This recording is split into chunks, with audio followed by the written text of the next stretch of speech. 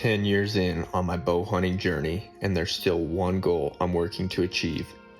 A 200 plus inch mule deer with a bow. Not just a deer, not just a good buck, but one that you could only dream of. To add to the vision, I want to achieve this on my home mountain range, a general season unit in Utah. Perhaps I grew up in the wrong era for mule deer to set such goals, but every year a handful of hunters do the impossible and send an arrow through one of these iconic symbols of the West. Though I've hunted my entire life, my fascination for big mule deer started back in 2014. While scouting for my uncle's moose hunt, I found a giant, typical buck living on a north slope of pines. The buck, I referred to as Clyde, became my focus for 3 years. Unlike most wise bucks, he gave me 3 opportunities where I shot over his back. 1 shot due to my pin being off, and 2 shots due to my beginner skill set and not being able to shoot past 50 yards accurately. As I took the following year to improve my gear and efficiency, the buck took that year to wise up just a little bit and changed his patterns enough that made it difficult to locate him once the hunt came. The following year, the buck changed his migration patterns and took up residency on what were his winter grounds in the city golf course 15 miles away. There, he grew to be well over 200 inches and possibly the largest deer to come off these mountains. He later was found dead of natural causes during the rut, not far from where I was hunting. I was in the area maybe a few hundred yards away and had no idea until photos of him dead were sent to me. After observing and learning the behaviors of Clyde, I've used this information to locate a handful of incredible bucks. R2, big backs, bootstrap being just a few. I had multiple bow range encounters with each of them, between my own mistakes, uncontrollable situations with other hunters, or just flat bad luck. I never sent an arrow their way. Last year, in 2022, a buck caught what seemed to be the whole state's attention. Mowgli, as we called him, was a buck my friend Connor and I found early in the summer. It was clear once done growing he would be a one-of-a-kind buck. Loose lips from those that did know about the buck caused his location to spread like wildfire through the hunting community, and soon a lot of people were watching this buck. Discouraged from the thought of competing with 25 plus hunters on opening day, the idea of a lesser buck with minimal hunting pressure became appealing.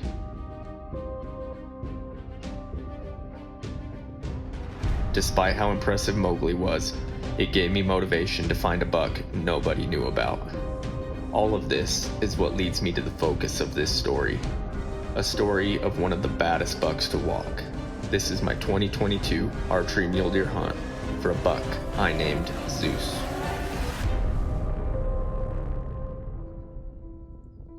To fill you in on where we pick up, I'd hiked up to a peak in early July that had a 360 view. To my surprise, late in the morning, I glassed down about 2.5 miles away and saw a buck with what was possibly the widest rack I had ever seen. I knew immediately I needed a closer look. The next day, I took my buddy up to show him just what I'd found. We were still far away, but we could confirm he would have extra points and he was pushing 40 inches wide. The third day, I hiked up to the closest ridge possible and got an up-close look myself. It was brief, but I confirmed he was going to be my number 1 buck. That leads us to day 4, which is where we pick up here. Well, what do you guys think? This is the first time I've shaved my face since I was 21 years old. I'm 26 now, so this is weird. I'm probably going to grow it back out. Brought Connor up. We're glassing, and we just got the best look of the big buck that we've had all year. He's doing the same thing. He's within 100 yards of where we see him every time.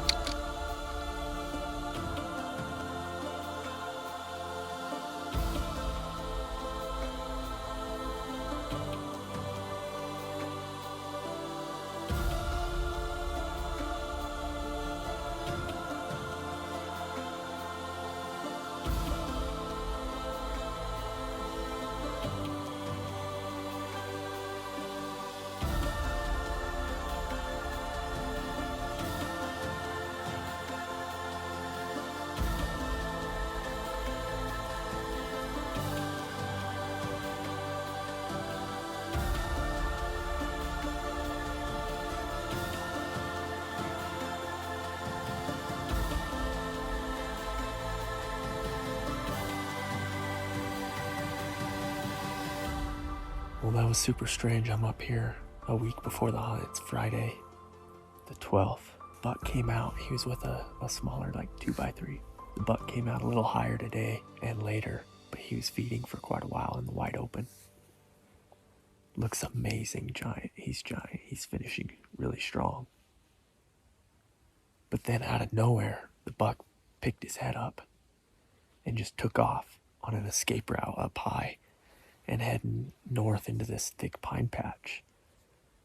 I looked around for his buddy. I couldn't see his buddy, and it sounded like there was like almost moans coming from the pine trees by them.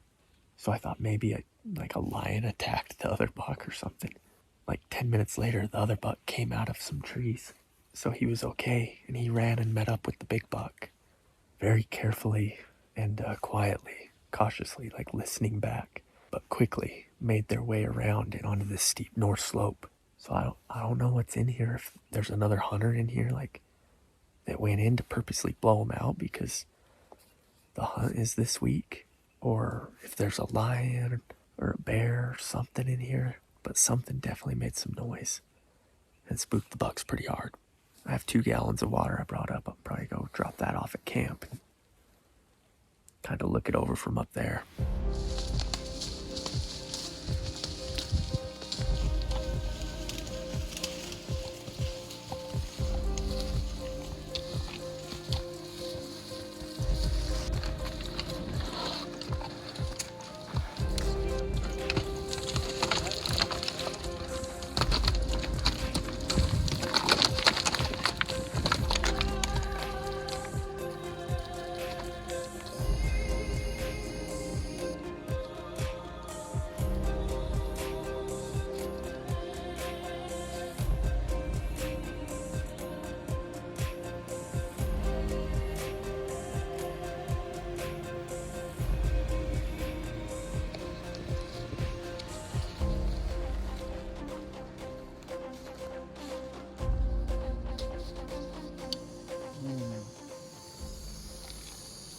Tonight on the menu, we're gonna try some Peak Refuel Venison Country Casserole with a tortilla wrapped around it.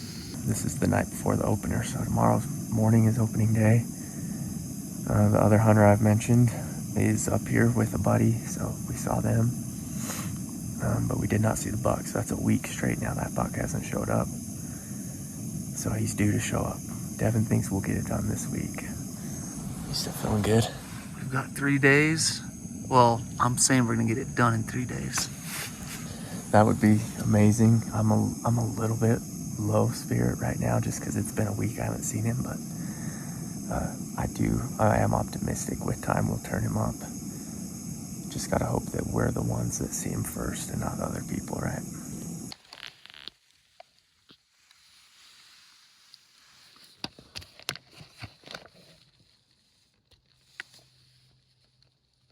Just finished dinner and got into bed. Everything's ready to go for tomorrow. Devin's gonna wake up early, try to get to the glassing point at about 5 o'clock. That's very early, but because there's other hunters up here, we're just gonna try to get set up and in position before everybody else. I'll probably do about the same, try to get above the buck from where I've been seeing him in the summer. Then we'll just go from there, see if we can turn him up at first light and make the first move. It's finally here, guys. I can't believe it. Been watching this buck Zeus for over a month now, and one of the coolest bucks I've ever laid eyes on. I'd love to get an opportunity at him. So it's a long season. We have a lot of time, but it'd be nice to get it done opening weekend. I've never done that before. Rest easy, little bow. Got a big day tomorrow, so check back in the morning.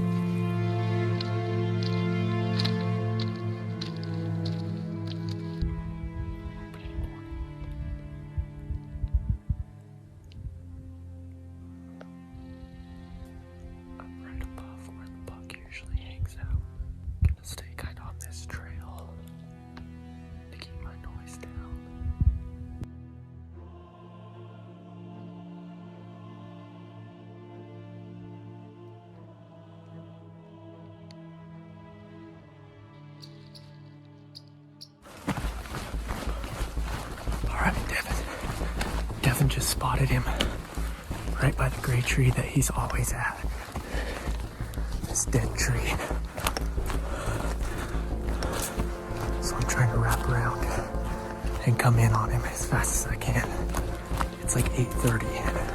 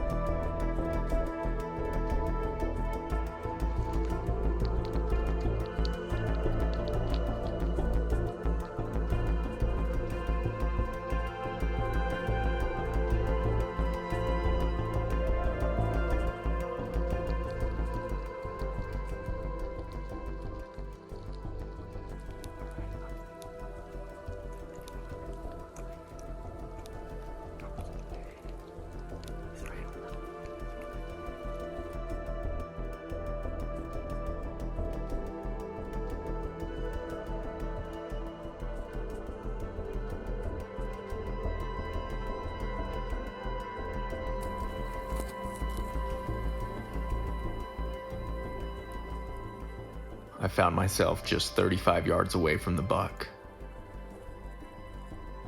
Though he was easily in bow range, I had no clear shot, only being able to see bits and pieces of his antlers as he fed in the thick brush below the pine trees he would bed in.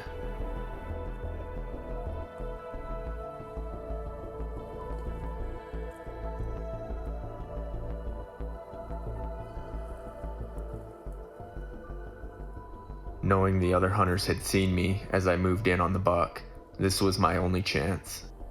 If I backed out, those guys would move in and it would be anybody's game come evening.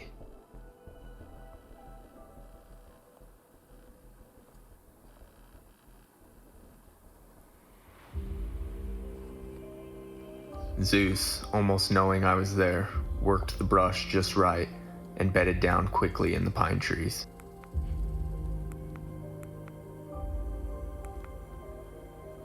I could see him in his bed, but I had no clear shot.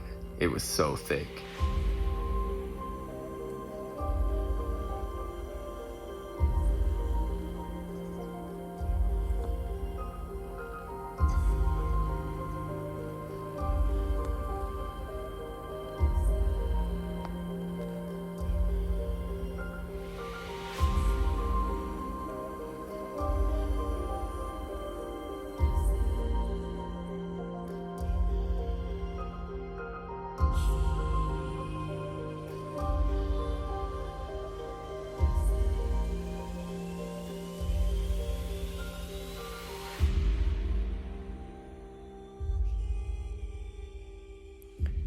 Well, it's 10:57. Rainstorm just came in. I blew the buck out. It was like either sit back 50 yards away from the buck and wait for him to possibly move in the evening, but the wind was swirling. And so I thought he might wind me at that point too, so I took the chance and moved up. He was in some pine trees. I could see him moving around as I was stalking in. I had a little shelf in front of me that I was kind of blocking my sound with, and I could see over it and see him moving. So I opted to get up higher and look down into the pine trees on him because they're not a very big patch of pines. And by the time I got there, he'd bedded. He was bedded looking straight up at me. So I kind of slid back, and he was only 25. I had just sat down. I couldn't really move at that point because I was so close. This rain started coming down, and the wind, those thermals got cold and shifted, and a gust went down his way, and he blew out. Devin couldn't even see him at that point. It was all on me, and so I hurried and called him and said, hey, the buck blew out, and I got a quick little shot of him running across the basin and out of sight. Now I got my rain gear on. Dang it. I mean, opening day, in range, 20 something yards. You can't ask for anything much better than that. Just no shot. And then this wind came in and got pretty cold and started swirling. If that wind would have stayed consistent, he probably have got up and fed, midday, and I'd have got a whack at him. Wild raspberries right here. Let's take a look at those suckers. Ripe. Pretty yummy. It's always cool to finally get in like the area that the buck's been hanging. It's so thick. Way thicker than I even thought it would be. Tough to get a shot. You gotta be like right on the dang animal. But it's just day one. We'll turn him up again.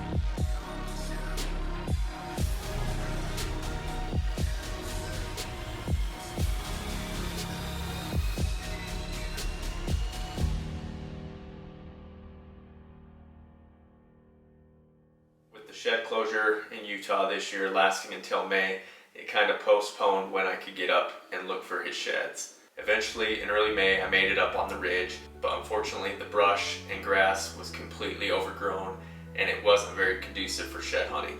I was able to confirm though that it was in fact Zeus that I had seen the winter prior to finding him in the summer, hanging out on that ridge all by himself. I don't have any clips of that day, but it was no doubt him. I ended up finding 2 sheds off of him from that day. These are 2 separate years. This is an old one. It was barely sticking out of the ground, but you can tell with the little hook cheaters. And then this side was not too far away. You could see the dominant big eye guard, the mass and shape of the G3 and 4, kind of crabby up front, and then the beginning of his big split cheater on the side. This is definitely 2 different years off of Zeus. Of course, he was much larger in 2022 when I hunted him. With the extremely hard winter and the thriving cat population up there, it's not looking good for him. But pretty cool that I was able to go in and find a couple more years of sheds off him. Looking at these antlers, getting a feel for them and seeing just how old they are really puts into perspective how old Zeus was himself. If these antlers are 5 or 6 years old, and he was at least 3 when he shed these, that puts him at around 9 to 12 years old when I was hunting him. Extremely impressive age and an extremely impressive buck. After picking up those older sheds from Zeus, the routine started all over again, and I found myself back in the high country looking for velvet mule deer. The winter proved to be hard, and it really shows in the high country. The unit has always gone downhill in the last 10 years, with fewer big bucks every year. This year's been different, and after the spring green up, a few bucks that had potential haven't shown, and neither has Zeus. Is it possible he pulled a Clyde and changed his migration and summer home? Nothing can be ruled out with these big bucks, but that's likely not the case. It's stories like this that keep me going and fuel my fascination for big mule deer. While they are all creatures of habit, they each have a characteristic unique to them that is the reason they grow to be wise, old, and big like they are. One of these days, it'll be my turn to connect on one of these monarchs of the mountain. Until then, I'll enjoy the journey that each 200-inch mule deer takes me on.